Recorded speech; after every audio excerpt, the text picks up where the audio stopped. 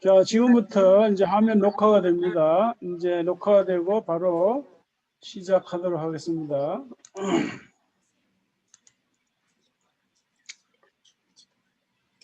안녕하십니까. 선한교회 김종태 목사입니다. 우리 다 같이 찬양을 부르시면서 11월 넷째 주일 예배를 하나님께 드리겠습니다.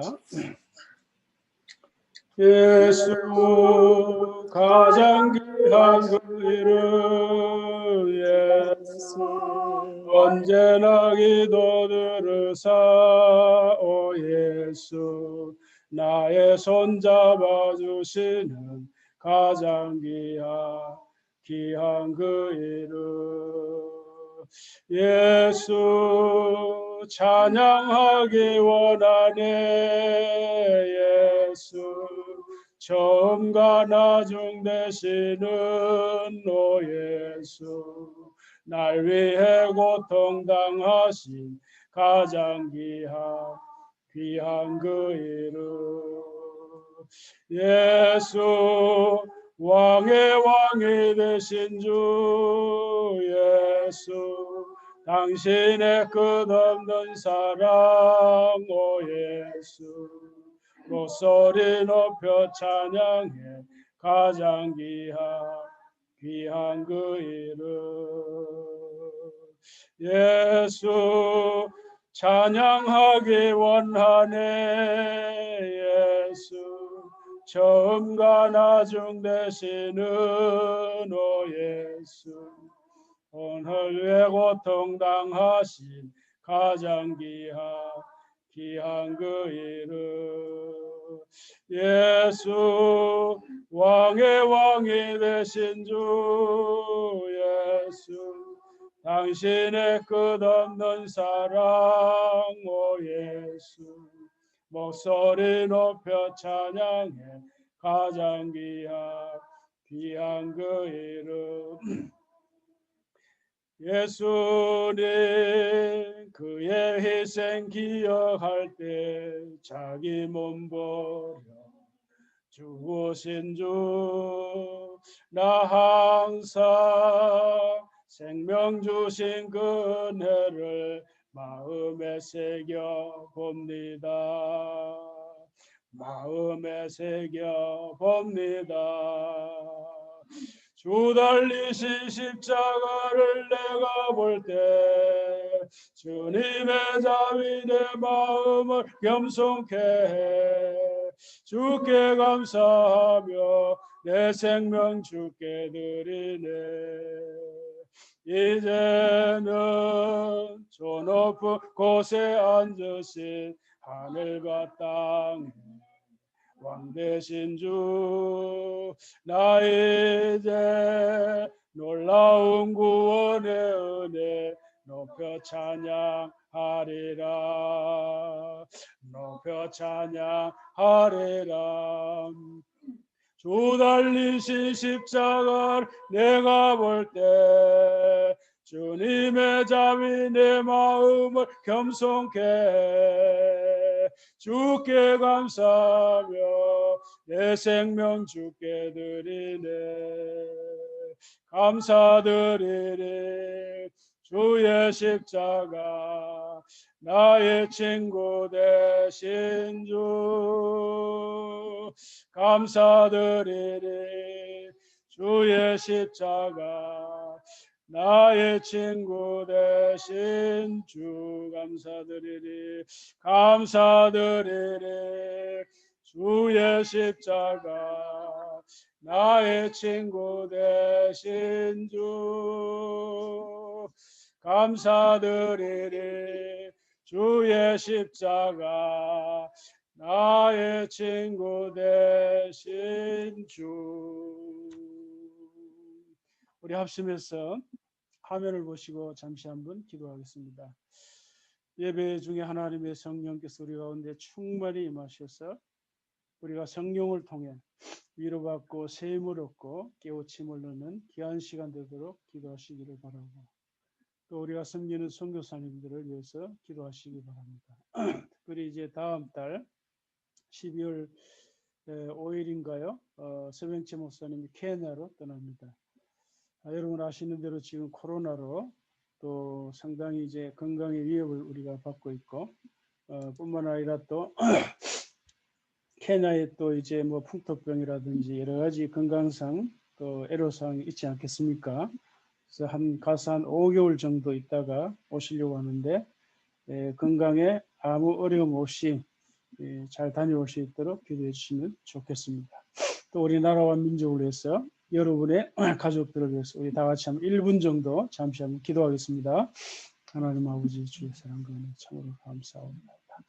아버지 하나님, 오늘도 우리가 하나님을 예배합니다. 아버지 하나님, 이 코로나라는 특별한 이 특수한 상황에서 우리가 이렇게 온라인으로 예배를 드립니다. 하나님의 성령께서 있는 곳 처소에마다 성령 친히 임하시어서 우리가 영과 진리로 온전히 하나님께 나갈 수 있도록 도와주시고, 예배드리는 처소마다 하나님의 성령께서 온전히 임하셔서 주님 위로하시고 세워주시고 사랑 주시기를 간절히 원합니다. 이것이 오늘 우리 무엇을 의미하는지 우리 각자 처지에서 잘 깨닫으시고, 아버지 하나님 그래서 시대를 우리가 잘 거슬려 극복하고 나갈 수 있는 죄를 하시고, 아버지 하나님 우리가 섬기는 귀한 선교사님 주의 성령 온전히 역사하셔서 아버지 하나님 주님 주신 삶을 신실히 우리를 감당케 하여 주시옵소서. 성치 목사님 이제 해나가는 일을 하나님께서 인도하시고 피로를 채우시고 건강하게 안전하게 따라 다니시고, 아버지 케냐 가서 이제 MTU 대학교로 설립하는 이 모든 일에 또 허가를 내는 모든 과정까지 하나님께서 이끌어 주시기를 원합니다. 살아계신 하나님 아버지, 이 시간도 하나님의 은혜와 사랑을 참으로 감사합나이다. 우리가 이 산이든지 예루살렘이든지 장소를 불문하고 언제 어디에서 하나님께 예배드릴 수 있는 이런 특권과 영광을 주시니 참으로 감사합나이다. 아버지 하나님, 우리가 코로나라고 한 특수한 상황을 맞이해서 여기저기서 온라인으로 함께 하나님 앞에 나아갑니다. 주님 말씀하신 대로 우리가 영과 진리로 하나님께 온전히 나갈 수 있는 복된 예배의 시간이 되게 하여 주시옵소서. 하나님의 성령께서 예배드리는 자들 심령 속에 친히 임하시고 역사하셔서 감동해 주시고, 주님 말씀해 주시고 가르쳐 주시고 마음을 뜨겁게 하시고 하나님 나라의 시민으로 하나님의 자녀로 온전히 회복될 수 있도록 은혜 주시기를 소원하옵나이다. 아버지 하나님, 우리가 섬기는 귀한 선교사님들 신야성, 김명숙, 전학진, 장재강, 김희정, 이삭, 서병치, 알로트, 오길라 이 모든 사역자들 하나님께서 날마다 건강을 주시고 특별히 성령의 충만함을 주시고 성령의 인도하심에 민감하고 주의 능력과 주의 지혜로 주신 사명 잘 감당하도록 은혜 주시고 모든 필요를 넉넉히 공급하여 주시옵소서. 특별히 서병치 목사님 이제 12월 초에 케냐에 가는데, 케냐에 있는 멜빈 디얼라지컬 유니버시티를 세우는 그 일에 함께하기 위해서 갑니다. 그 학교, 그 케냐 국가로부터 인가를 받기 위해서 지금 그 목표를 가지고 가는데, 하나님께서 그의 모든 일에 함께 하시고 특별히 안전에 주님 도와주시옵시고 건강에 어려움 없도록 지켜주시고 안전하게 다녀올 수 있도록 은혜 주시기 원하고, 또 모든 일이 순조롭게 진행되기를 원합니다. 하나님 아버지, 또 이제 함께 예배드린 김명수 선교사님 감사합니다. 앞으로 사역 일을 하는 선이 인도해 주시기를 원하옵나이다. 성령께서 인도하시는 대로, 성령께서 가르쳐 주시는 대로 그 발걸음을 옮길 수 있는 분별력을 주시고, 하나님 마지막 이때에 주님의 선하신 도구, 능력 있는 도구로 쓰임받게 하여 주시옵소서. 살아계신 하나님 아버지, 오늘 우리 선한교회 식구들 어디에서 예배를 드리든지 예배 드리는 그곳에 하나님의 성령이 임하시고 주님의 가르침과 감동으로 우리의 마음이 뜨거워져 살아갈 수 있도록 예배 시간에 함께하여 주시옵소서. 감사하며 예수님의 이름으로 기도합니다. 아멘.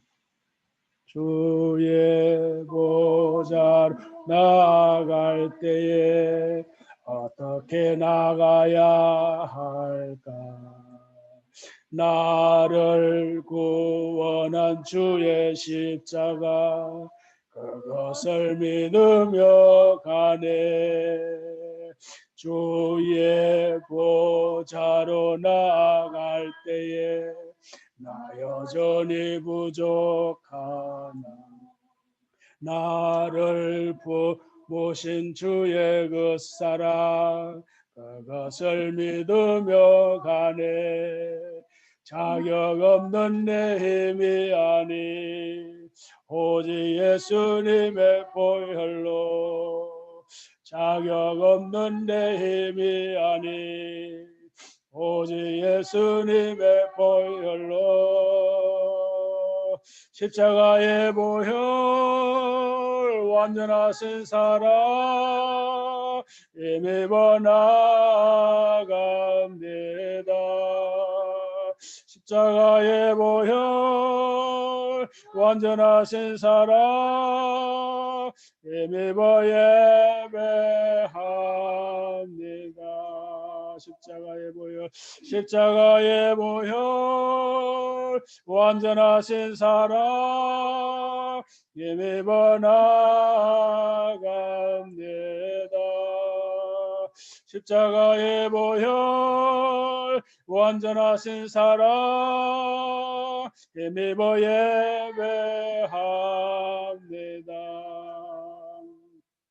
사랑의 하나님 이곳에 계시니 주 영광이 성전에 가득히 넘치네. 거룩한 주님 앞에 죄인된 우리들 경건한 마음으로 찬양합니다. 은혜의 예수님 우리 죄 인하여 속죄의 큰 사랑을 이루어 주셔서 율법의 멍에에서 해방해 주시니 복음의 자유를 감사합니다. 위로의 성령님 우리의 마음에 늘 함께 계시오니 큰 힘이 됩니다. 슬픔도 두려움도 넉넉히 이기님 이 세상 끝날까지 함께 하소서. 아멘. 모든 왕이 그의 앞에 부복하며 모든 민족이 다 그를 섬기리로다.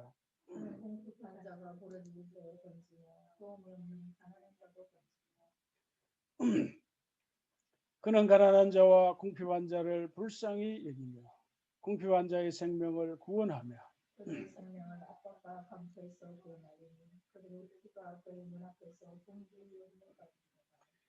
그들이 생존하여 스바의 금을 그에게 드리며 사람들이 그를 위하여 항상 기도하고 종일 찬송하리로다. 계속하세요. 산 꼭대기에 풍성하고 그것의 열매가 레모름같이 흔들리며 성에 있는 자가 땅의 풀같이 왕성하리라. 그의 이름이 영구하며 그의 이름이 해와 같이 장구하리로다. 사람들이 그로 말미암아 복을 받으리니 모든 민족이 다 그를 복되다 하리로다. 홀로 기이한 일들 행하시는 여호와 하나님 곧 이스라엘 하나님을 찬송하리. 그 영화로운 이름을 영원히 찬송할지어다. 온 땅에 그의 영광이 충만할지어다. 아멘 아멘. 이세 아들들의 기도가 끝나니라. 아멘. 나는 전능하신 아버지 하나님 천지의 창조주를 믿습니다. 나는 그의 유일하신 아들 우리 주 예수 그리스도를 믿습니다. 그는 성령으로 잉태되어 동정녀 마리아에게서 나시고 본디오 빌라도에게 고난을 받아 십자가에 못 박혀 죽으시고 장사된 지 사흘 만에 죽은 자 가운데서 다시 살아나셨으며 하늘에 오르시어 전능하신 아버지 하나님 우편에 앉아 계시다가 거기로부터 살아있는 자와 죽은 자를 심판하러 오십니다. 나는 성령을 믿으며 거룩한 공교회와 성도의 교제와 죄를 용서받는 것과 몸의 부활과 영생을 믿습니다. 아멘. 고영재 장로님께서 지금 집에서 예배 드리는데 오늘 이제 대표 기도할 수 있지만 오늘 이제 줌 예배로 처음이 돼가지고 익숙하지 않아 다음 주일부터 기도를 할 것입니다. 제가 잠시 기도합니다. 살아계신 하나님 아버지 감사합니다. 이 시간에는 우리가 주님께서 말씀하신 것을 듣기를 원합니다. 귀 있는 자를 들을지어다. 주님 말씀했습니다. 우리가 다 주의 말씀에 들을 길을 주시옵시고 듣고 이해하고 깨닫고 기뻐하고 감동하고 주의 말씀을 중심으로 살아갈 수 있는 저희들 되게 하여 주시옵소서.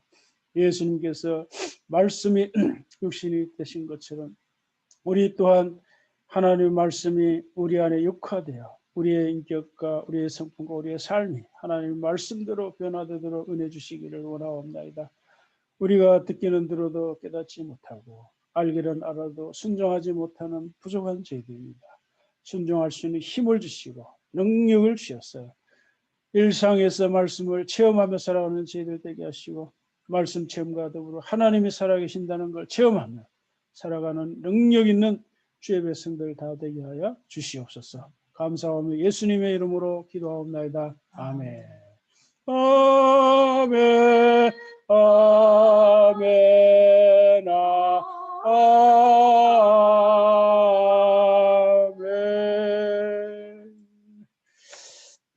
오늘 말씀은 출애굽기 12장 37절 이하입니다. 화면을 보시면서 우리 교독을 하겠습니다. 이스라엘 자손이 라암셋을 떠나서 숫곳에 이르니 여호와의 부엉이 하는 장정이 60만 가량이요 수많은 잡족과 양과 소와 심이 많은 같이 그들과 함께 하였으며 그들이 애굽으로부터 가지고 나온 발교되지 못한 반죽으로 무교병을 구웠으니 이는 그들이 애굽에서 쫓겨나므로 지체할 수 없었음이며 아무 양식도 준비하지 못하였음이었더라. 이스라엘 자손이 애굽에 거주한 지 430년이라. 430년이 끝나는 그날에 여호와의 군대가 다 애굽 땅에서 나왔은즉 이 밤은 그들을 애굽 땅에서 인도하여 내심으로 말미암아 여호와 앞에 지킬 것이니 이는 여호와의 밤이라. 이스라엘 자손이 다 대대로 지킬 것이니라. 아멘. 아침에 예설 방울 새사라짐 같이 내 기억 부족하여 늘 잊기시오니 잘 알아듣기 쉽게 늘 말해 주시오. 날 구속하신 사랑 또 들려주시오. 나 항상 듣던 말씀 나 항상 듣던 말씀 주 예수 크신 사랑 또 들려주시오. 아멘. 죄송합니다. 제가 클릭을 잘못했어요. 이게 초보가 돼가지고.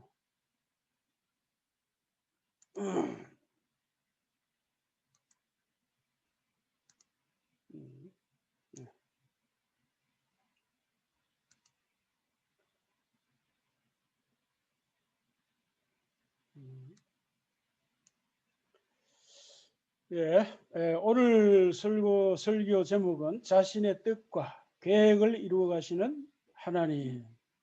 자, 이런 건데요. 같이 한번 읽어보실까요? 자신의 뜻과 계획을 이루어 가시는 하나님.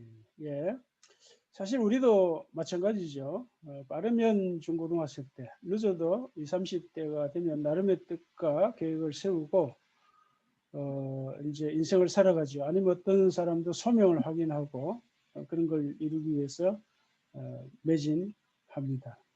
자, 이런 것을 우리가 어쩌면 하나님을 닮아서 그런 거겠죠. 우리가 하나님과 닮은 점이 많지만 차이점도 많은데 그 차이점 중에 하나를 말하면 자, 우리는 우리가 살아가는 그 짧은 인생 동안에 어떤 계획을 세우고 또 이루어가지만 하나님은 아주 거대한 역사적 흐름 속에서 그리 하신다는 겁니다. 다시 말씀드리면 이제 하나님은 이제 아브라함과 같이 그 한 사람의 일생 속에서 자신의 뜻과 계획을 이루어 가시기도 하시지만, 그러나 그 한 사람만이 아니라 동시에 여러 사람을 통해서 자신의 뜻을 이루어 가시고, 또 대를 이어서 여러 세대 혹은 수세기, 수천 년, 수만 년의 세월을 이어가시면서 자신의 뜻을 이루어 가시는데, 정말 이 하나님이 하시는 일은 스케일이 정말 거대한 거죠. 그래서 오늘 이 설교의 전체적인 그림은 이제 그렇게 일하시는 하나님을 우리가 확인하고, 또 거기에서 우리가 메시지를 찾고자 하는 겁니다.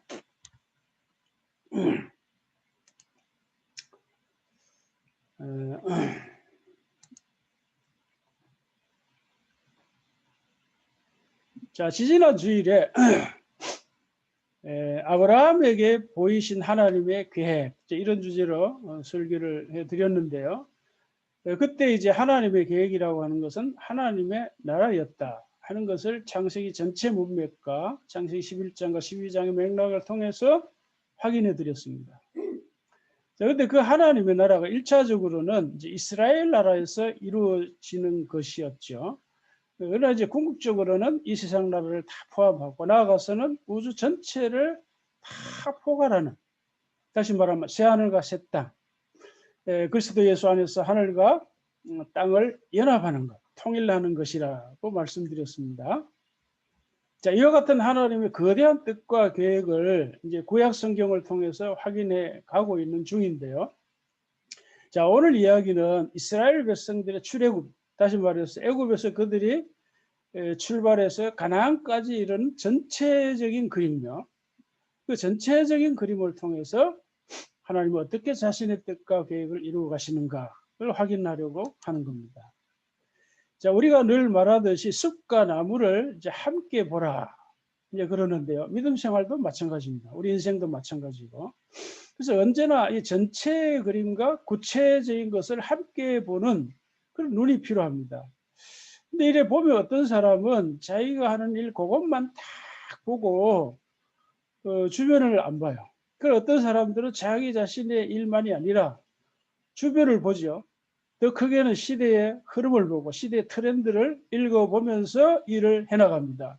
자, 이런 사람들은 그렇지 않은 사람에 비하면 훨씬 더 유리하겠죠. 그래서 이 숲과의 나무를 우리가 봐야 말하자면 균형 있는 삶을 우리가 살아갈 수 있는데, 믿음 생활도 마찬가지라는 거예요. 자, 하나님께서 우리에게 두 눈을 주신 것은 이 전체와 부분을 항상 같이 보라 하는 뜻이 아닐까 나름대로 이제 생각을 해봅니다. 만약에 그렇지 않으면 어떻게 될까요? 우리가 우리 자신도 모르게 세상과 너무 가까워질 수 있고, 심지어는 하나님과 멀어질 수도 있어요. 영원히 멀어질 수도 있습니다. 그러나 두 그림을 같이 보면, 말하자면 내 인생과 그 하나님의 뜻과 계획, 이런 걸 같이 보게 되면은 어떻게 될까요? 그럼 우리가 하나님의 주권적인 인도하심에 어울려서 하모니가 되어서 인생을 잘 살아갈 수 있겠지. 뿐만 아니라 만일에 내가 어찌어찌 하다가 하나님의 뜻과 계획에서 멀어진다고 하더라도 그걸 우리가 알고 있으니까 내가 멀어졌구나, 스스로 신앙을 점검할 수 있는 거죠. 컨트롤할 수 있는 거예요. 그래서 이제 사도 바울은 고린도후서 13장 5절에서도 자신의 믿음을 점검하라 그랬어요. 체크하라 그래요. 그 스스로 자신의 믿음을 점검해야 되겠죠. 그래서 그렇지 않고 우리가 살아가게 되면 나도 모르게 주님이 가시는 길과는 영원히 멀어져서 우주의 미아가 될 수도 있겠다, 이런 생각을 합니다. 참 이게, 그래서 오늘 설교는 너무 중요한 얘기입니다. 자, 오늘 본문을 그래서 보겠습니다. 이제 오늘 본문을 일일이 다 설명하려고 하는 것은 아니고, 자, 아브라함에게 보이신 이 하나님의 계획, 이것이 어떻게 이루어져 가는지 그 흐름을 짚어보려고 하는 건데요. 이제 이렇습니다. 자, 우리 같이 한번 읽겠습니다. 다시 한번. 이스라엘 자손이 애굽에 거주한 지 430년이라. 430년이 끝나는 그날에 여호와의 군대가 다 애굽 땅에서 나왔다 그랬어요. 자, 여러분, 이 말씀이 의미하는 바가 뭘까요? 자, 여러 가지 우리가 메시지를 찾을 수 있습니다. 그러나 우리가 어떤 그 관점을 취하느냐에 따라서 본문의 해석이 다 달라져 버려요. 그러니까 오늘 저희 설교 제목의 흐름에서 보면 이 말씀이 의미하는 바가 있죠. 뭘까? 이거는 하나님께서 아브라함에게 약속하신 그 뜻과 계획이 이루어졌다는 거죠. 그죠? 그러나 부분적으로 이루어졌습니다. 그러니까 부분적으로 이루어지면서 여전히 또 완성을 향해서 이루어져 가고 있다 하는 걸 우리가 확인할 수가 있습니다. 자, 왜냐하면 여기 이제 우리가 잘 아는 창세기 이제 15장에 보면 하나님께서 아브라함의 후손들이 앞으로 어떻게 될 것을 다 얘기하셨죠. 그래서 내 후손이 이방에 400년 동안 고통을 당할 거다. 그러나 다시 4대 만에 돌아온다. 그렇게 약속하셨잖아요. 그러니까 아브라함의 후손들이 400년 동안 애국에서 종살이 하다가 4대 만에 돌아온다는 건데 그 약속이 이루어졌다는 것을 오늘 본문이 이렇게 말하고 있는 거죠. 자, 그러니까 우리가 보통 이런 말을 하잖아요. 이제 구약은 예언서고 신약은 성취다 이런 말을 하는데 물론 큰 그림에서는 맞죠. 그러나 구체적으로 우리가 실제적으로 보면 구약과 신약과의 관계에서만 예언 성취가 있는 게 아니라 구약 안에서도 예언이 있고 성취가 있습니다. 우리가 그걸 붙잡아야 돼요. 그러니까 이걸 붙잡지 않으면 하나님께서 자신의 뜻과 계획을 어떻게 실행해 나가는 것인지 그 포인트를 잡을 수가 없어요. 그래서 이 구약에서도 보면 우리가 오늘 본문에서 보듯이 하나님께서 아브라함을 불러가지고 세우신 그 뜻과 계획이 하나하나 차근차근 착착착착 이루어지는 것을 우리가 성경에서 볼 수가 있어요. 성경이 아주 놀라운 책인 것이죠. 자, 이런 예가 성경에 많이 있는 거죠. 자, 좀 더 구체적으로 보겠습니다. 자, 여러분 잘 아신 대로 이제 이스라엘 백성들이 애굽에서 해방이 됐죠. 그 어디를 향해서 가죠? 이제 가나안을 향해서 가는 거죠. 가나안. 그 출발지가 라암셋입니다. 근데 라암셋은 이제 이 요셉이 이제 애굽의 총리로 있을 적에 이 고센 땅을 이제 그 하사받은 땅인데요. 그 지역에 있어요. 그래서 이 라암에서 출발했는데 장정들만 이제 60만인데 보통 이제 우리가 200만으로 계산을 하죠. 자, 장정 외 유아나 뭐 어른들 다 합하면 이제 가족들 이제 이렇게 추산 엄청난 인원이 이제 애굽에서 대탈출을 한 거지 않습니까? 자, 위대한 해방입니다. 자, 지도로 보면 이렇습니다. 라암셋이 이제 여기인데요. 그래서 이 고센 땅을 아까 말씀드린 대로 이제 하사받은 땅이죠. 이게 아주 비옥하고 이 초목이 많고 그래서 양을 이제 치기 아주 좋은 땅이죠.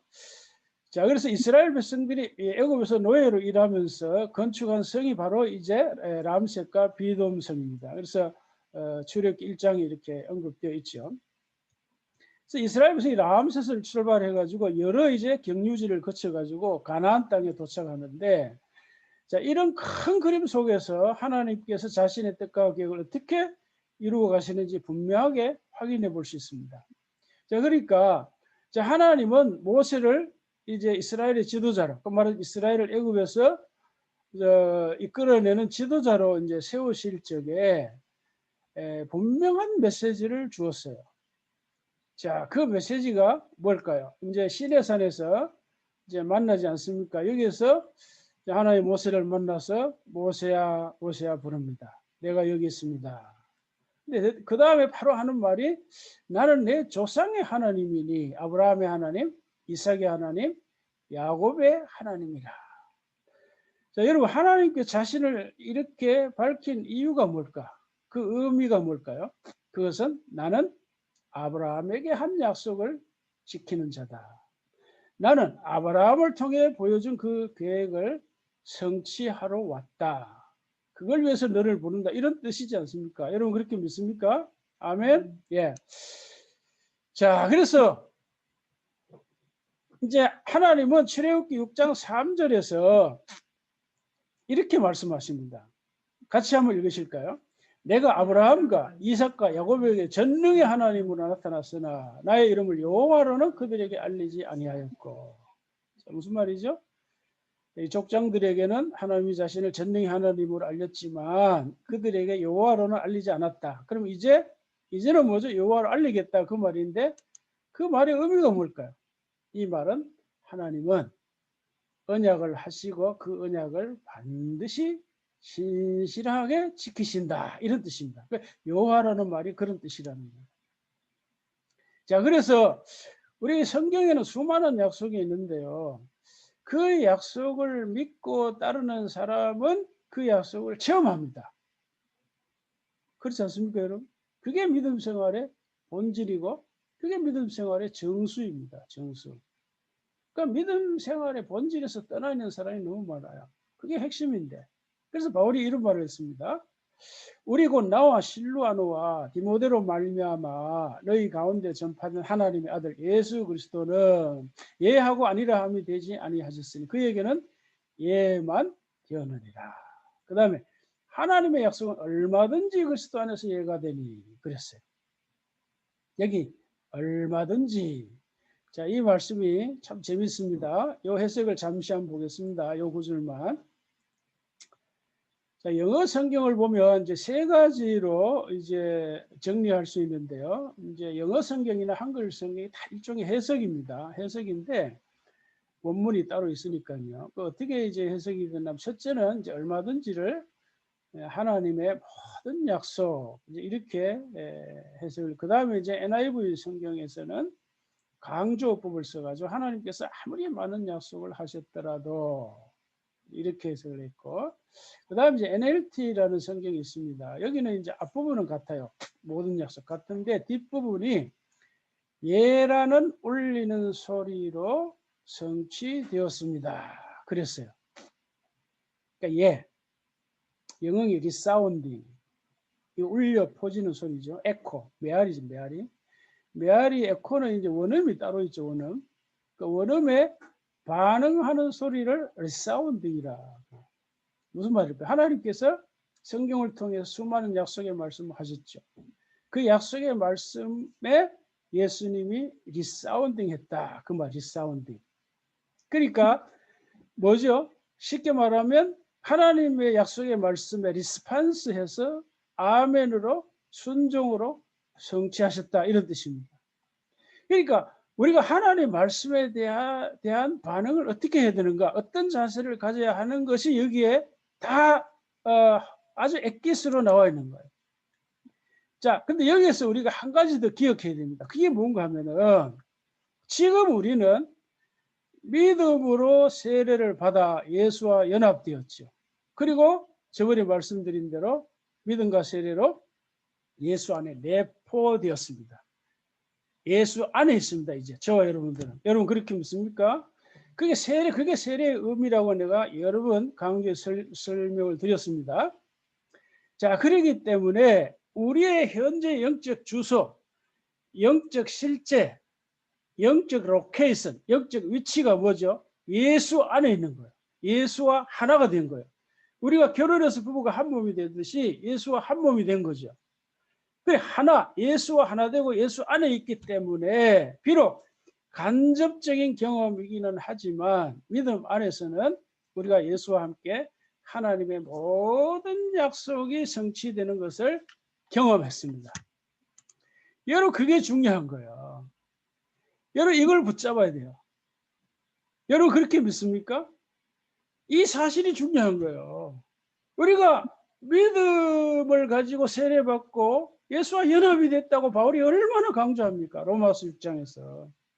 연합이 돼가지고 예수와 하나 됐고 예수 안에 있어요. 그러니까 우리는 죽으나 살아 예수와 함께 살고 예수와 함께 죽는다. 자나 깨나 예수와 함께 살고 죽는다. 예수와 딱 하나 됐기 때문에 우리는 현재 영적인 위치가 예수 안에 있단 말이에요. 그렇기 때문에 예수님이 하나님 모든 말씀에 아멘으로 예로 순종해서 다 성취하셨단 말이에요. 그래서 우리가 원칙적으로는 이미 우리가 예수 안에서 하나님 말씀이 다 성취된 것을 경험했다. 이 사실을 붙잡아야 한다는 거예요. 이 사실.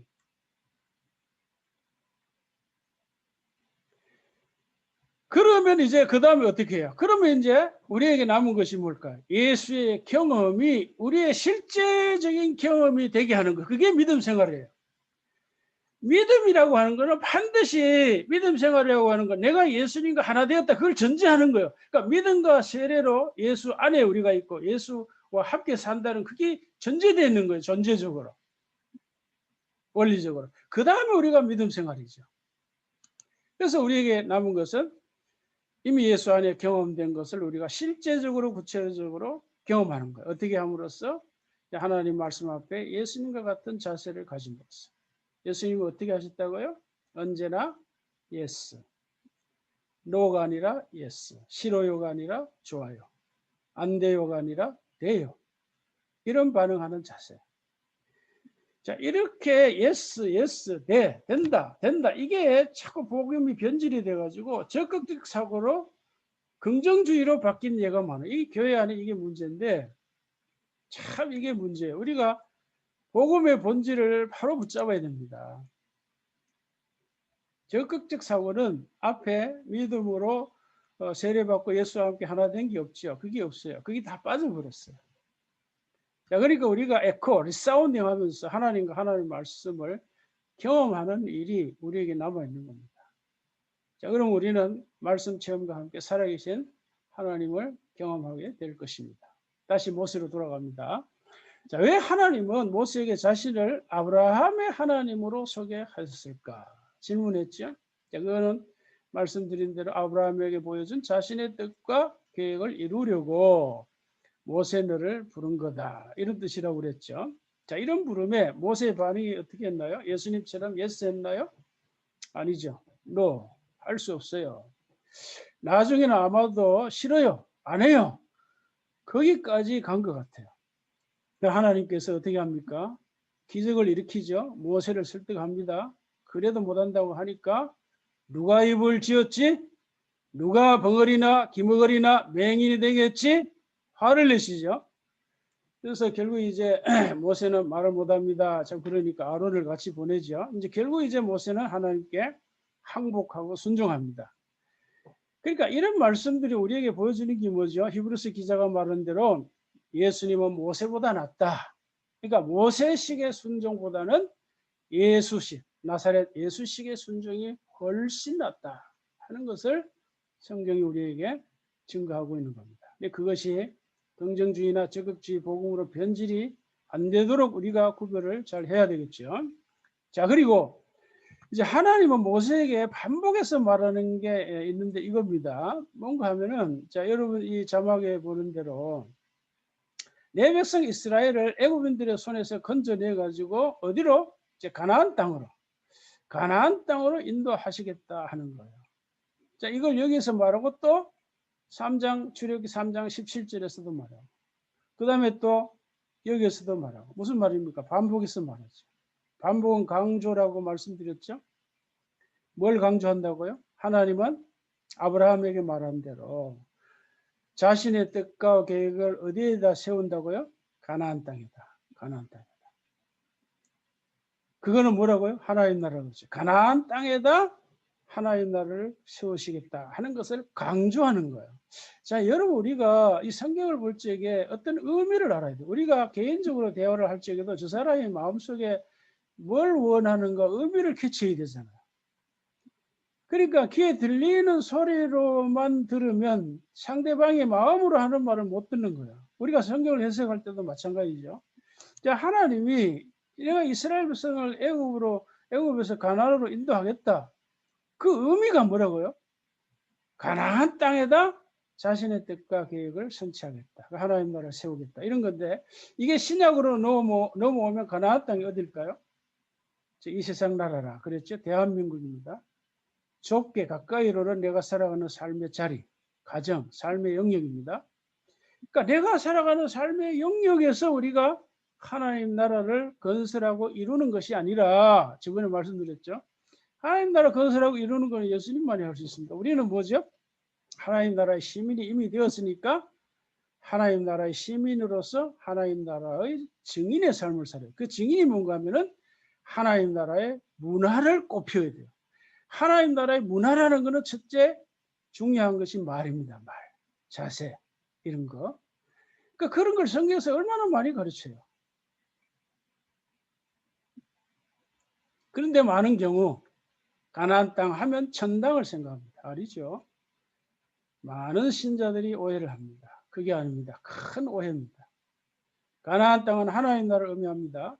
근데 그 하나님 나라는 천당이 아니라 이 세상에 세우시려는 하나님의 나라입니다.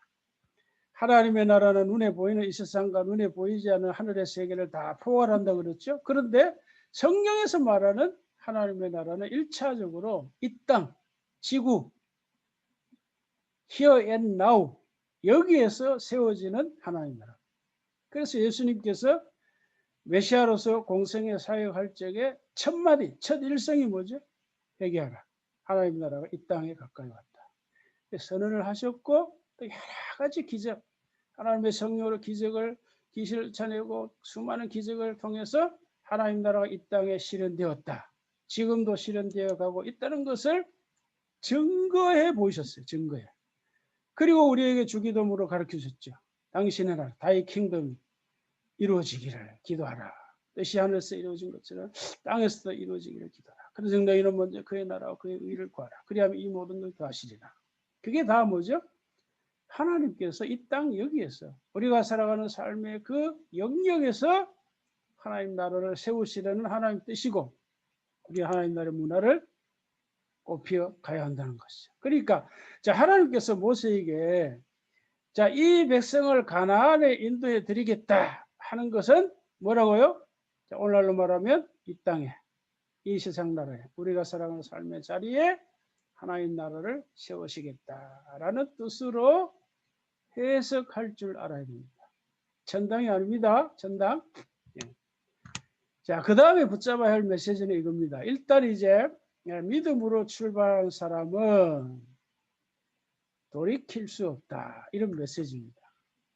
자, 여기 전체의 그림을 생각해 보시기 바랍니다. 자, 이스라엘 백성들이 애굽에서 나와가지고 가나안까지 가는데요. 아주 중요한 세 가지 지점이 있습니다. 첫째는 홍해를 건너는 것. 둘째는 시내산에서 하나님을 만나고 세 번째는 요단강을 건너는 일입니다.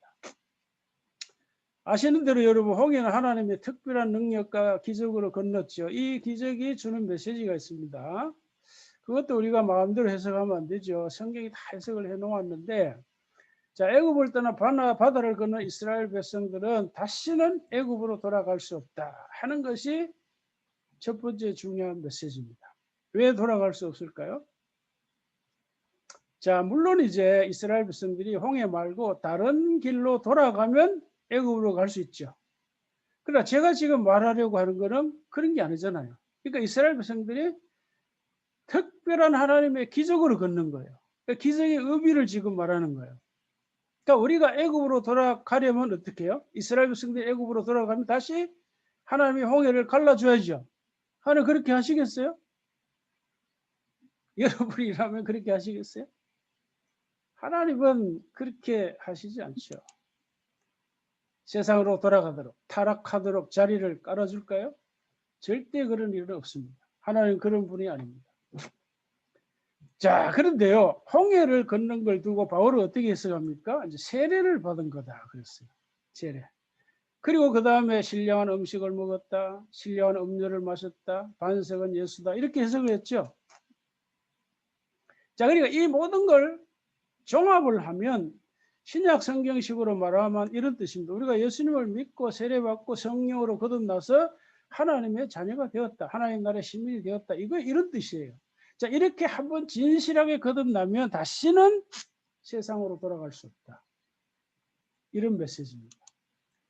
자, 우리는 모두 이렇게 하나님의 사랑의 포로가 되어서 하나님이 이끄시는 그 하나님 나라 아버지의 품으로만 방향이 잡혀서 가게 되어 있습니다.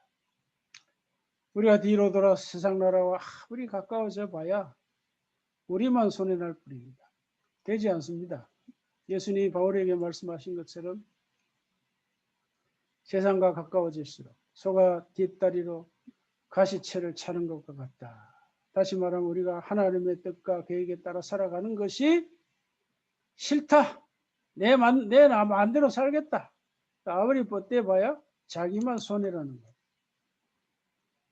그러니 차라리 뭐죠? 이게 하나님의 뜻이라면 차라리 하나님의 거대한 인도하심을 바라보고 그 하나님의 뜻과 계획에 따라 거기에 어울려 살아가는 것이 지혜롭지 않을까요?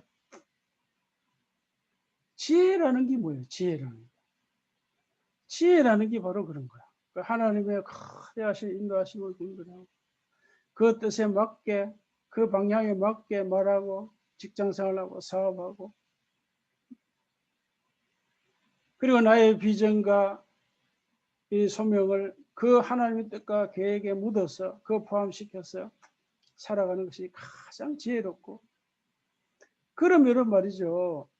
우리 자동차를 타고 가는 것 같아요. 내 힘으로 어디 가는 게 아니라 하나님의 능력과 은혜에 얹혀서 가는 것이죠. 어차피 우리가 사랑의 프로가 되는데. 아멘.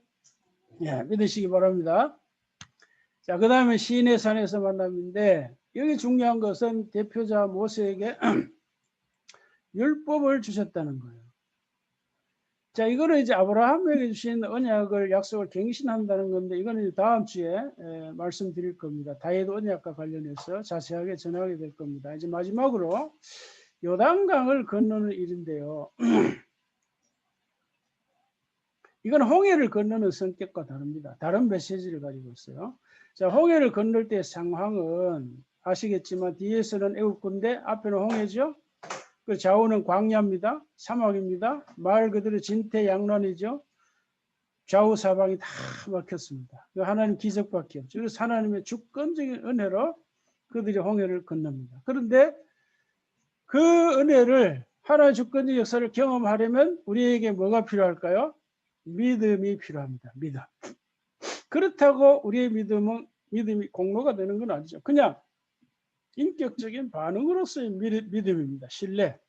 누가 선물을 받으면 손을 내미는 것 같아요. 그 손을 내미는 게 무슨 공로가 됩니까? 그러니까 인격적인 반응으로서의 믿음인데, 자, 다시 말하면 홍해가 갈라진 것은 하나님의 전적인 능력이요 은혜입니다. 근데 갈라진 홍해를 건너는 것은 우리의 믿음입니다. 그래서 히브리서 11장 9절에 뭐라 그랬어요? 애국민들은 이것을 시험하다가 빠져 죽었다. 시험하는 게 믿음이 아니죠, 그죠? 마귀가 예수님을 시험할 때 예수님 물리쳤죠. 하나님을 시험하지 말라. 그건 믿음이 아니에요. 그러니까 사실은 이스라엘 백성들이 홍해를 걷는 것은 믿음으로 걷는 거예요. 하나님의 기적만 생각하면 안 됩니다. 그래서 믿음으로 세례를 받았다고 바울이 해석했잖아요. 자, 다시 말해서 예수님께 십자가에 죽으시고 부활하심으로 홍해를 갈라놓으신 것처럼 왜 홍해를 갈라놓았다 그래요? 자, 홍해를 갈라놓아서 이스라엘 백성들이 애굽에서 궁극적인 목표 어디죠? 가나안으로 가는 거잖아요. 그러니까 우리가 이 예수님을 믿고 세례를 받은 것은 홍해를 통과하는 것과 같아요. 갈라진 홍해. 그래서 예수님께 십자가 죽으시고 부활하시고 구원의 길을 이루신 것은 하나님 아버지께로 가는 길을 열어놓은 거예요. 이 세상 나라에서 하나님 나라로 가는 길을 열어놓은 거예요. 그래서 우리 인간에게 남은 일은 뭘까요? 이제 이스라엘처럼 우리의 모든 삶에서 믿음으로 살아가는 일입니다. 믿음으로. 근데 무조건 믿음으로만 살아가면 안 되고 방향이 있습니다. 방향. 그러니까 믿음과 방향. 어디를 향해서 가야 된다고요? 가나안을 향해서. 가나안이 뭐라고요? 하나님 나라. 그 말이 뭘까요? 바로 예수님이 주기도문을 한 구절로 요약한 말씀. 지난주에 말씀드렸죠? 너희는 먼저 그의 나라와 그의 의를 구하라. 그리하면 이 모든 것을 더하시리라. 그 방향, 구하는 거, 이게 바로 목표와 관련된 거라 그랬어요. 목표. 자, 그러니까 우리가 뭐 자동차 사는 거, 집 사는 거 목표 세울 수 있어요. 그러나 그거는 1차 목표라 그랬죠. 궁극적인 목적은 아니라 그랬죠. ultimate goal이 아닙니다. 궁극적인 목표는 우리는 하나님 나라와 그의 의를 구하는 거예요. 그렇기 때문에 1차 목표는 이 궁극 목표에 수단적 가치가 있는 거죠. 수단이지 그 자체가 목적이 아니죠. 그 세상 사람은 그 자체가 목적이에요. 돈을 많이 벌었어? 지위를 얻어서 좋은 차를 샀어, 좋은 집을 샀어. 그래서 어쨌다는 거예요. 세상은 답이 없습니다. 그러나 우리는 그거는 수단이다. 자, 그래서 우리가 홍해를 건너는 사건이 우리에게 주는 메시지는 신약으로 말하면 자, 오직 믿음으로 건넌다는 거야. 그러니까 믿음으로 하나님의 자녀가 되고 믿음으로 흑암의 권세 하나님 나라의 시민으로 옮겨진다. 이런 메시지. 이게 홍해 메시지고 그러나 요단강을 건너는 것은 홍해를 건너는 것과 성격이 다르다. 근데 어떻게 다를까? 자, 요단강을 건널 때 여러분 맨 앞에 뭐가 앞서간다 그랬어요? 여기 주의 언약궤입니다. 온 땅에 주의 언약궤가 너희 앞에서 요단을 건넌다. 자, 주의 언약궤가 너희 앞에서 간다. 근데 주의 언약궤는 물론 이제 1차적으로 하나님 자신을 의미하지만 구체적으로는 하나님 말씀을 의미합니다. 율법. 왜요? 언약궤 안에 율법이 있으니까 이걸 이제 놓치면 안 됩니다. 특히 이제 언약궤라고 표현한 이유는 뭘까요? 언약, 약속이잖아요. 하나님은 자신의 뜻과 계획을 약속하시고 반드시 이루신다. 이런 뜻이 언약궤에 있는 거예요. 자, 그래서 앞서 보았던 이 말씀과 연결을 해야 됩니다. 이제 바울이 말한 거죠. 여기 보면 예수님의 하나님의 약속의 말씀이 아무리 많아도 얼마든지 그 모든 말씀이 전부 예로, 예스로 리사운딩했다. 쉽게 말하면 순종했다 이 말인데요. 그래서 주의 언약궤라는 것은 바로 이걸 상징합니다. 이걸. 자, 그래서 하나님의 모든 말씀을 다 성취하신 우리 주 예수님이 우리들의 인생과 삶에 앞장서 가셨다는 거예요. 이 사건이 우리에게 그걸 보여주는 거예요. 그래서 베드로가 뭐라 그랬어요? 베드로서 2장 21절 예수님 우리에게 본을 끼쳤다. 그 자취를 따라오게 하셨다. 그 말이 그거예요. 물론 베드로는 그 문맥에서 고난을 얘기했지만 고난만 생각하면 안 되죠. 그 고난은 아주 우리가 전체적으로 봐야 되죠. 그래서 우리는 주님의 발자취만 따라가면 됩니다. 그걸 지금 요단강 사건에서 보여줍니다. 그래서 예수님은 자신을 뭐라 그랬어요? 요한복음 14장 6절에서 내가 진실로 진실로 너에게 이르노니 내가 곧 길이요 the way 그 영어의 the way only way 어디로 아버지께로 가는 유일한 길이라 그랬습니다. 믿습니까 여러분? 자, 그 다음 이야기는 이겁니다. 온 땅의 주 여호와의 궤를 맨 제사장들의 발바닥이 요단물을 밟고 멈추며 그리고 어떻게 흘러내리던 물이 끊어진다. 한 곳에 쌓인다. 이거는 자연법칙을 초월합니다. 세상 사람들은 이런 글을 보면 웃긴다 그러죠. 다 이제 신하다. 우리 하나님은 뭐 창조주 하나님이시니까 얼마든지 기적을 행하실 수 있죠. 자, 이건 뭘 말할까요? 자, 하나님과 하나님의 약속의 말씀을 믿고 믿음의 발걸음을 옮기라. 믿음의 발걸음을 떼라. 믿음의 걸음을 자발적으로 시작해라. 그러면 열린다 이런 뜻입니다. 특히 이제 넘치는 요단 강물처럼 말이죠. 우리 앞에 아무리 큰 난관이나 어려움이 있다 해도 믿음의 발걸음을 옮기면 그때 주님의 역사가 일어난다 이런 뜻입니다. 자, 이렇게 적용할 때 우리가 주의해야 됩니다. 아까 언급한 긍정주의, 적극적 사고. 그러니까 이 사건이 우리가 어떤 상황에서도 무조건 다 적용되는 것이 아닙니다. 자, 우리가 그래서 문맥을 잘 우리가 봐야 되는데 다시 말하면 이 사건은 상황을 강조하는 것이 아니라 가나안 땅을 향해 간다는 그러니까 가나안 땅을 향해 요단강을 건넌다는 것에 강조가 있는 거예요. 다시 말하면 우리로 적용하면 우리가 살아가다 여러 가지 고난과 어려움 당할 수 있습니다. 그러나 그 사람 마음속에 뭐가 있어야 된다고요? 가나안을 향하는 마음, 하나님 나라를 향하는 마음, 예수님 말씀으로 말 그의 나라와 그 의를 구하는 그 일념이 있어야 한다는 거예요. 그러니까 어떤 상황이든 그 일념이 있다면 이런 기적이 일어날 수 있다. 반드시 일어난다가 아니라 일어날 수 있다. 그러니까 우선순위를 잘 구별해야 된다. 그렇지 않으면 하나님 나라 복음이 세상의 유사 복음으로 변질이 됩니다. 이게 참 문제예요. 우리나라 교회 안에 이런 게 너무 많아요. 그러니까 그런데 많은 경우 이 본문의 상황과 내 상황을 1대1로 곧바로 다이렉트로 적용을 하니까 많은 문제가 발생하는 거예요. 그러니까 성경이라고 하는 거는 그 창세기 1장에서 요한계시록까지 도도하게 흐르는 그 하나님의 어떤 생각이 있어요. 그게 항상 전제가 돼야 돼요. 하나님의 계획이 있다는 거죠. 그런 걸 먼저 생각하지 않고 1대1로 이스라엘 백성들이 믿음으로 건넜으니까 우리도 어떤 상황에서 믿음으로 나가면 기적이 일어나. 적극적으로 믿고 나가. 이렇게 하면 안 된다는 거예요. 그게 유사복음이에요. 하나님 나라의 복음을 변질시킵니다. 다시 말해 하나님 나라의 복음이 긍정주의나 적극주의의 수단으로 전락하게 된다. 이런 경우가 부지기수입니다. 그거 아닙니다. 이런 복음이 오늘날 교회 안에 너무너무 많아요. 그래서 제가 오늘 설교에 큰 그림을 보라 하는 것이 바로 그런 뜻입니다. 자, 그래서 이스라엘 백성들은 그 발걸음이 지금 가나안을 향해 있는 거예요. 가나안을 향해 가는 게 아니면 요단강을 왜 건너겠어요? 그래서 우리가 숲과 동시에 나무를 봐야 된다. 나무와 동시에 숲을 봐야 한다. 그러나 숲을 먼저 보고 나의 현실, 나의 상황이라는 나무를 보라. 이런 메시지입니다.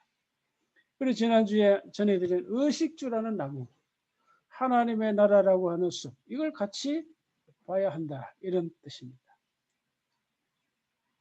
특히 이제 곡식을 거둘 때는 요단강이 범람했다. 넘쳐 흘렀다 그랬어요.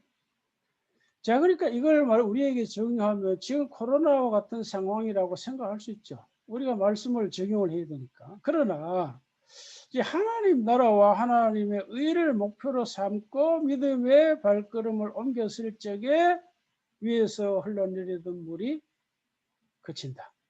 물이 한 곳에 쌓인다. 연매로 흘러가던 물은 온전히 끊어진다. 이런 뜻이에요. 다시 말하면 코로나를 극복할 수 있죠. 그러나 이걸 앞서 말씀드린 대로 잘못 적용하면 복음이 변질이 된다는 거예요. 왜곡. 물론 저는 긍정주의나 적극주의 그 자체를 비판하는 거 아니에요. 제가 오해하면 안 돼요. 그런 생각하는 거 좋죠. 그러나 우리가 이렇게 살아갈 적에 이런 기적이 일어나지 않을 수도 있기 때문에 성경은. 그래서 초대교회 신자들이 그 순교당했잖아요. 그 결과가 이제 이 세상 사람들하고 비교하면 비참하잖아요. 그게 무슨 축복입니까? 세상 기준으로 보면. 자, 그러니까 그런 기적이 안 일어날 수도 있지만, 그러나 저는 이렇게 믿습니다. 뭔가 하면은 우리가 이렇게 믿음으로 살면 코로나와 같은 고난과 어려움을 얼마든지 극복할 수 있다. 첫째, 극복할 수 있다는 거고, 극복할 수 있다는 것과 기적이 일어난다는 것하고 달라요. 구별을 해야 됩니다. 기적이 일어날 수도 있고 안 일어날 수도 있는 거니까. 그러나 이제 중요한 거는 뭔가 하면 이런 코로나와 같은 말하는 요단강이 넘실대는 이런 어려움과 위기를 우리가 당할 적에 그럼에도 불구하고 믿음으로 살아야 한다 하는 것이 성경의 메시지입니다. 여러분 그런 믿음이 있습니까? 그런 믿음이 진짜 믿음이죠. 그래서 우리가 그렇게 믿음을 살아갈 적에 어떤 결과가 나타나는 것은 하나님의 주권에 맡겨야죠. 그러나 내가 믿는 하나님은 그렇게 믿음으로 살 적에 대체로 정말 좋은 은혜를 부어주신다. 내가 원하는 바로 그것이 아니더라도 하나님은 다양하게 우리에게 은혜를 베풀 수 있으니까. 자, 그래서 지도로 보면 이제 이것이죠. 자, 이 위에 갈릴리 호수가 있고 거기에서 요단강이 내려 연매로 이제 흘러가잖아요. 그래서 요단강을 건넜으니까 이스라엘 백성들이 이제 이 밑으로 사회적으로 흘러가던 물이 끊기고 중단이 됐어요. 놀라운 기적이죠. 그래서 우리가 크거나 작거나 간에 우리가 일상에서 하나님의 역사를 체험해야 됩니다. 이걸 체험하지 못하면 우리의 믿음을 유지하기가 어려워요. 가짜 믿음이 유사 믿음이 되기 쉽습니다. 자, 이런 믿음 여러분 가지고 체험할 수 있기를 주의 이름으로 축복합니다. 자, 이렇게 이제 이스라엘 백성들이 요단강을 다 건넜는데 정리하면 이제 이렇습니다. 앞서 말씀드린 대로 자, 이스라엘의 홍해를 건넌 것은 하나님의 주권적인 역사, 일방적인 역사죠. 그러나 여기에 믿음으로 우리가 반응해야 된다 하는 거고, 요단강은 뭐죠? 믿음만이 아니라 뭐죠? 순종의 발걸음을 옮겨야 된다. 이 둘을 우리가 종합해야 돼. 이건 왜냐하면 분리된 것이 아니니까. 여러분, 믿음과 순종이 분리됩니까? 아니죠. 그러니까 믿음과 순종은 인과관계에 있어요. 원인과 결과. 분리할 수가 없어요. 그래서 이것이 이제 홍해를 건넌 이스라엘의 출애굽 1세대와 요단강을 건넌 출애굽 2세대가 우리에게 남기고 간 중요한 메시지입니다. 출애굽 1세대. 그러니까 이제 민수기에서 가나안 정탐을 하고 뭐 그 사건이 있잖아요. 그때 출애굽 1세대는 20세 이상입니다. 20세 이상이 광야에서 다 죽었죠. 그리고 그 당시 20세 이하 세대와 광야에서 태어난 세대를 가지고 출애굽 2세대라고 그래요. 새로운 세대죠. 광야에서 태어난 새로운 세대. 자, 그러니까 이 두 세대가 우리에게 남기고 간 메시지가 바로 이거예요. 그래서 출애굽 1세대는 뭐요? 믿음으로 건넜다. 그러니까 출애굽 2세대는 뭐죠? 믿음으로만이 아니고 뭐죠? 믿음 순종으로 요단강을 건넜다. 이 말이에요. 이게 중요한 메시지입니다. 이게요. 자, 그렇기 때문에 우리는 이 두 가지 메시지를 종합을 해야 되는데요. 그냥 믿음과 순종을 가져야 된다는 것이 아니라 믿음과 믿음에서 나오는 순종. 그걸 믿음 순종이라 이렇게 표현합니다. 자, 그래서 이 요단강을 건넌 이스라엘은 이제 과거의 이스라엘이 아니죠. 그죠? 40년이 지나서 새로 태어난 새 이스라엘입니다. 이게 출애굽 2세대입니다. 그래서 신약 성도들을 새 이스라엘이라고 그러잖아요. 그러니까 이제 저 유대 나라를 우리가 그냥 이스라엘이라고 그러고 교회를 새 이스라엘, 우리 믿는 자들을 새 이스라엘 하는데 새 이스라엘은 바로 요단강을 건넌 출애굽 2세대와 같이 살아야 된다 그 말이에요. 자, 말씀을 마무리합니다. 자, 오늘 설교 제목이 이거였죠. 자, 자신의 뜻과 계획을 이루어 가시는 하나님.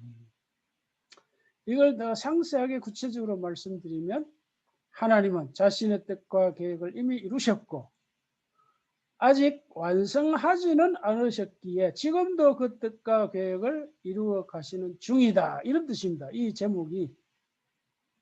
자, 왜 그럴까요? 예수 안에서 하늘과 땅이 아직 통일이 안 됐으니까. 아직도 뜻이 하늘에서 이루어진 것처럼 땅에서 이루어지지 않았으니까. 그래서 하나님은 여전히 자신의 뜻과 계획을 이루어 가고 계시는 중입니다. 여기에 저와 여러분들의 비전과 소명, 우리의 인생과 삶, 우리의 직업과 사업을 탑재하라는 겁니다. 그렇게 살면 얼마나 편하지요. 저는 이걸 과거에 깨닫고 너무너무 감사해가지고 첫째 마음의 안정감이 오고요. 감사함이 오고. 뭐 결과는 그냥 하나님께 맡기면 되니까. 중요한 메시지입니다. 다시 말하면 그의 나라와 그 일을 구하는 이런 자세로 우리가 살아가야 된다. 이게 성경의 메시지죠. 그럼 두 번째 메시지는 뭘까요? 자, 두 번째 메시지 오늘 이 그림이 보여주는 거예요. 그래서 우리가 여기서 꼭 생각해야 될 골로새 1장 13절 지난주에 말씀드렸죠. 주권의 전이라.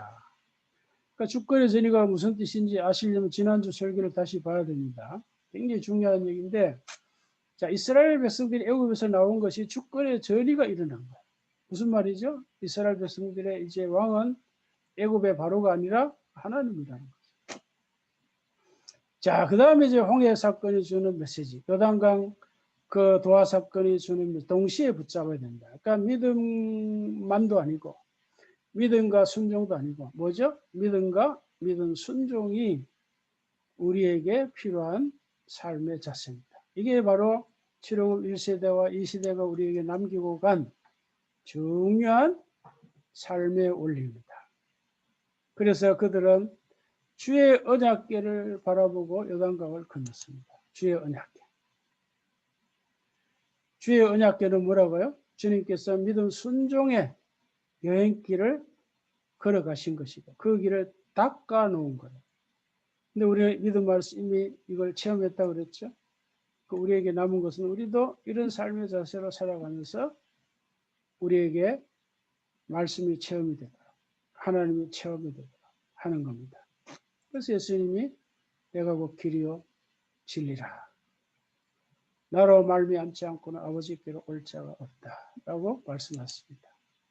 이것이 오늘날 새 이스라엘이 된 주님의 교회와 새 이스라엘의 성원이 된 우리가 살아내야 할 삶입니다. 이와 같은 복된 삶이 여러분에게 저에게 있기를 주의 이름으로 축복합니다.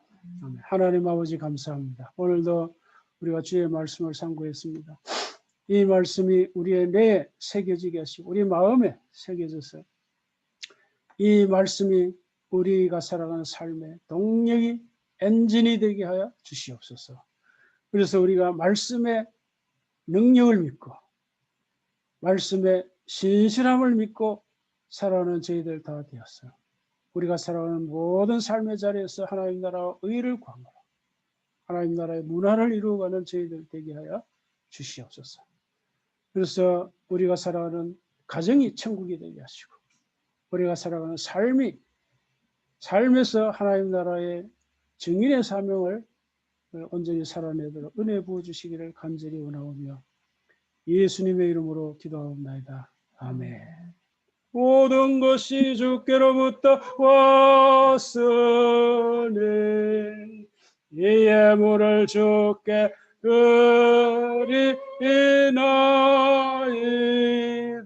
드리나이다. 아멘. 하나님 아버지 감사합니다. 오늘도 우리가 함께 예배를 드리면서 귀한 예물을 주님께 드립니다. 우리가 가진 모든 것이 주께로부터 왔음을 믿습니다. 우리의 생명도 우리의 몸도 주께로부터 왔고 우리가 받은 구원도 하나님 아버지의 자녀라는 신분과 하나님 나라의 신민이라는 신분도 다 하나님 주신 것이고 우리가 지금 입고 먹고 자고 하는 것 다 하나님이 주신 은혜인 줄로 믿습니다. 감사합니다. 감사합니다. 하나님 주신 것을 우리가 감사함으로 다시 돌려드립니다. 우리가 한 달 동안 열심히 일하고 일주일 동안 열심히 땀 흘려 일한 이 수학을 주님 앞에 드리오니 주님 친히 받으시고 바치는 손길마다 축복하시네. 건강의 복을 주시기 원합니다. 마음 평강의 복을 주시기 원합니다. 직장과 사업에 물질의 복을 주시고 성질의 복을 주시옵소서. 우리가 주님의 선하신 일에 힘써 사용할 수 있는 물질이 되게 하여 주시옵소서. 감사하며 예수님의 이름으로 기도하옵나이다. 아멘.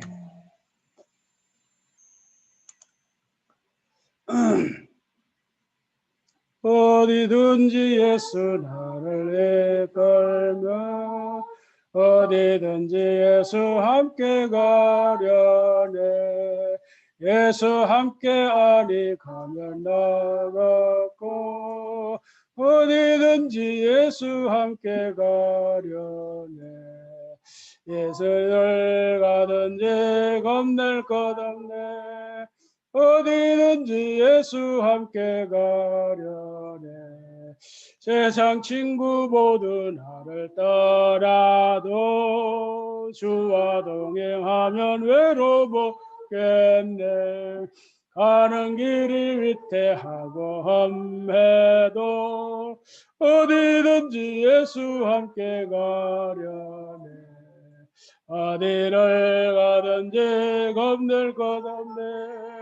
어디든지 예수 함께 가려네. 어디든지 너를 해워 살 때도 주가 함께 계신 믿고 자려네. 죽은 후에 천국에서 깨어나 예수 함께 길이 살리라. 어디를 가든지 겁낼 것 없네. 어디든지 예수 함께 가려네. 이제는 예수 그리스도의 은혜와 하나님 아버지의 영원하신 사랑과 성령님의 감화 감동 충만하시니 그 나라와 그의 의를 구하며 살아가기를 원하는 주의 모든 성도들이 이제로부터 영원히 함께 있기를 주님의 이름으로 축원하옵나이다. 아멘. 반갑습니다, 여러분. 예, 예배 함께 해주셔서 너무 감사합니다. 여러분 한번 인사 한마디 하실까요? 여기 이제 우리 형님이 같이 이제 예배를 드렸는데 한번 인사 말씀하실래요? 예. 들리나? 크게 한번 얘기해 보세요. 크게 얘기해 보세요. 네. 다시 잘못. 이게 참 처음 해가지고 잘 안 들리는 말이 잘 안 들려. 자, 우리 이제 건사님 보입니다. 건사님 한번 얘기해 보세요. 예, 건사님. 허금의 건사님. 예, 잘 안 들리네. 이게 지금 내가 오늘 처음 해가지고 건사님 나왔어? 서툴어요, 서툴어. 허 건사님 반가워요. 네, 목사님 예배 잘 드렸습니다. 예, 감사해요. 들립니다. 예. 예. 루아가 애기 루아 소리 들리네. 어찌시 그렇게 하듯이. 반갑습니다. 예. 아니 저기 목사님도 오셨네요. 예, 우리 목사님은 우리 형님 목사님은 조카 집에서 예배 드립니다. 저기 어디라 거기가 과천인가 그 넘어. 예. 아들 집에서 예배 예, 드리시는. 예. 자, 우리 서명채 목사님 얘기해 보세요. 서명채 목사님 안 들리네. 예, 내가 이거 이제 서툴어 가지고 참 잘 안 돼. 오늘 이걸로 일단 마치겠습니다. 감사합니다. 네, 안녕히 계십시오. 예. 예. 나왔네. 나왔네. 왜 나가는 거야? 아이고 참. 목사님.